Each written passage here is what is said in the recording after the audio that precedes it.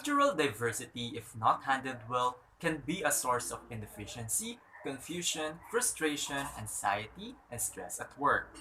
We are more likely to misunderstand others when we don't recognize cultural distinctions in how they communicate and interpret information. Good day, everyone. My name is EJ. What happens when people from different countries and civilizations do not follow our cultural norms? We make the basic attribution error and blame their actions on their personality. It's who they are. We also find it convenient to stick to cultural preconceptions rather than attempting to comprehend how culture influences their communication styles. Good day. My name is Martina, And and this this is is United United TV. TV. In this video, we will learn how communication varies in high context and low context culture, how to recognize these variations, and how to bridge the communication gap rather than being imprisoned by cultural differences and causing misunderstanding and unnecessary conflict.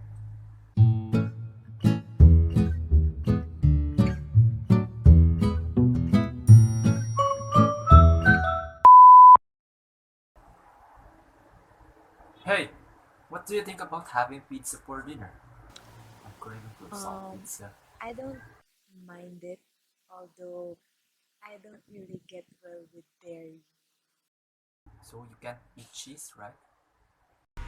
I can only eat very, very, very minimal amount.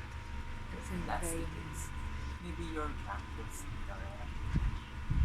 What happens to you when you eat dairy? Mm, I get diarrhea, cramps, and sometimes I will bloat for days. Oh, I guess I'm right. You're lactose intolerant. Did you notice how the American is being straightforward about everything? He pointed out that he wants a pizza for dinner. Second, that the Filipino can't eat that cheese. And third, that she's lactose intolerant for having the symptoms. That is one of the attributes of a low context communicator. In this scenario, the American is the low context communicator while the Filipino is the high context communicator. This is according to Erin Meyer's book The Culture Map, where she places the United States of America in the low context cultures and the Philippines, which is located in East Asia, as a high context communicator. So, what are high context and low context cultures? The difference between high and low context cultures is intended to draw attention to the variations in verbal and nonverbal communication. High context cultures will communicate in a way that emphasizes the message's underlying context, meaning, and tone rather than merely the words themselves. Low context cultures, on the other hand, demand the message to be plainly stated to avoid confusion. And if the message isn't clear enough, it will slow down the communication process. Leaving any flexible area for interpretation can be disastrous in the most extreme instances. In low context culture, communication is concise, direct, explicit, simple, and clear. Low context communication requires attention to the literal meanings of the words rather than to the context surrounding them. In low context communication, nothing is left to interpretation, and actual intent is stated in words, with an emphasis on transmitting and receiving correct messages. To offer the essential clarity, repetition is frequently used. In low context cultures, the purpose and outcome of the communication takes precedence over interpersonal relationships. They focus on following standards and procedures, which leads to short term relationships. This requires that more value be placed on logic, facts, and directness of the message. Individuals who value low context communication find high context communicators as lazy, undisciplined, secretive, lacking transparency, unable to communicate effectively, or those who waste a lot of time in trying to build relationships as opposed to getting the work done. While in high context culture, communication is indirect, implicit, subtle, layered, and nuanced. Nonverbal cues like tone of voice, eye movements, Gestures and facial expression carry a great deal of meaning. True intent of the message is not communicated verbally and is often left to the interpretation of individual, which requires contextual understanding and reading between the lines. In other words, verbal message is indirect, often talking around the point and requires shared cultural context to carry meaning. Focus on long-term relationship to derive meaning, which makes explicitness unnecessary. Individuals who value high context communication find low context style of communication as extremely detailed, distrustful, and a waste of time due to the repetition of message. Here are the strategies to communicate effectively with people from high context and low context cultures. First, identify your style. If you rely on both verbal and nonverbal cues, or you typically state what you're trying to say implicitly and expect others to figure it out, you are a high context communicator. If you directly communicate what you expect by being more straightforward to help others make sense of your words without having to interpret what you plan to convey, you are a low context communicator. In a nutshell, you say exactly what you mean. Number 2. Working with people from a high context culture. If you're from a low context culture and you're dealing with someone from a high context culture, attempt to interpret what's underlying the message as well as making literal meaning of the words. To do so, pay attention to their body language, consider their intention, and ask open-ended questions to uncover the underlying message. It's important to ask open-ended questions rather than yes or no questions to get to the root of the message meaning. It is usually preferable to explain your comprehension rather than assuming that you have fully comprehended each other. Number three, working with people from low context culture. If you're from a high context culture and you're dealing with someone from a low context culture, try to concentrate on the message's content rather than seeking hidden meaning. If the intent is unclear or the message appears to be confusing, don't be afraid to ask clarifying questions. People from low context culture will appreciate your directness to seek clarity as opposed to keeping quiet and learning about the gap in understanding later. And last, number 4. Agree on a communication framework. When dealing with people from different cultures, it's sometimes ideal if the team develops its own communication language.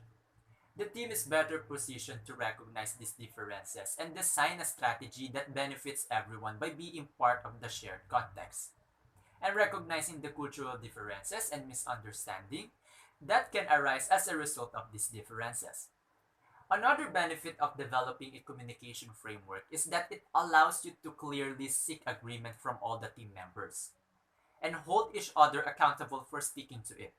People will feel more comfortable moving outside of their regular communication style to find one that works for everyone on the team if they sign expressly. And for the second and last part of this video, we will provide 10 tips to have effective cross-cultural communication.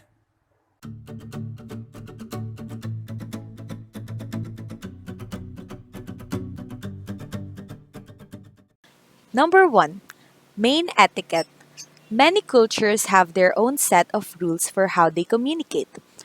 Research the target culture before the meeting or conduct some cross cultural training if time allows. Many cultures, for example, anticipate a certain level of formality at the outset of interpersonal communication. Every culture has its own style of expressing formality. Herr and Frau in Germany, reversing family and given names in China, and the use of san for men and women in Japan. Be aware of these familiarity cues and don't jump to first name terms until the person prompts you to do so. Number 2. Avoid slang. Even the most educated non-native English speaker will struggle to comprehend English slang, idioms, and saying. They may understand the words you said individually, but not the context or meaning. As a result, it may end up confusing or worse, upsetting them. Number three, speak Speak slowly. Even though English is the common language in cross-cultural context, speaking at your typical conversational speed is not a smart idea. Modifying your tempo, as well as speaking clearly and pronouncing your words correctly, will help. Allow your listener time to translate and digest your words by breaking your sentences into short, distinct parts. However, don't go too slowly or you'll come out as arrogant. If the person you're speaking with is speaking too quickly or has an accent that makes it difficult to understand them, respectfully ask them to slow down as well. Number 4. Keep it simple. In a cross-cultural conversation, there's no need to make it harder for the both of you by using big words. Just keep it simple. Two-syllable words are much easier to understand than three-syllable words. One-syllable words are easier to understand than two-syllable words. Just say, please do this quickly, rather than, please do this in an efficacious manner. See? Number 5. Practice active listening. When it comes to developing cross cultural communication, active listening is a great strategy. Ask frequent questions and restate or summarize what the other person has said to ensure that you have understood them correctly. This helps to establish connection and ensures that crucial information is not overlooked or misinterpreted. Number 6. Take turns to talk. By taking turns speaking, the discourse will flow more freely. Make your point, then wait for the other person to answer. It's preferable to speak to people in brief exchanges rather than presenting a prolonged monologue that can find difficult to follow, especially when English is their second language. Number 7. Write things down. If you're not sure if the other person has understood what you're saying, write it down.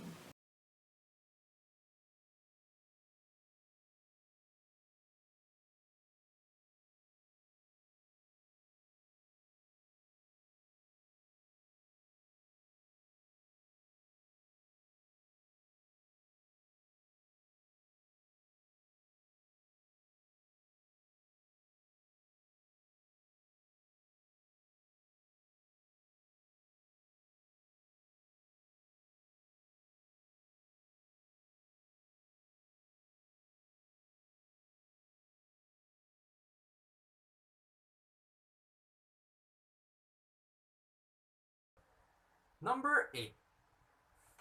Avoid closed questions. Don't ask a question that requires a yes or no response, because it is difficult or embarrassing to respond negatively in many cultures. You will always get a yes even if the true answer is no. Instead, ask open-ended question that requests a response. Number 9. Be careful with humor. Many cultures take business seriously and believe in always acting professionally and adhering to convention. As a result, they disapprove of the employment of comedy and jokes in the workplace. If you do use comedy, make sure it is understood and enjoyed by the other culture and does not offend them. Be advised that British sarcasm usually has a negative connotation when used outside of the UK. Number 10. Be supportive. It is essential for effective cross-cultural communication for all parties to feel relaxed.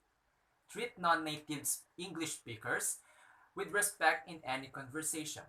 Do your best to communicate clearly and encourage them when they respond. This will increase their trust and faith in you. And there it is, 10 tips of effective cross cultural communication. Thank you very much for watching. Thank you very much for watching. I hope you learned something from us. Again, I am Martina, And my name is EJ. and And this this is is United United TV. TV.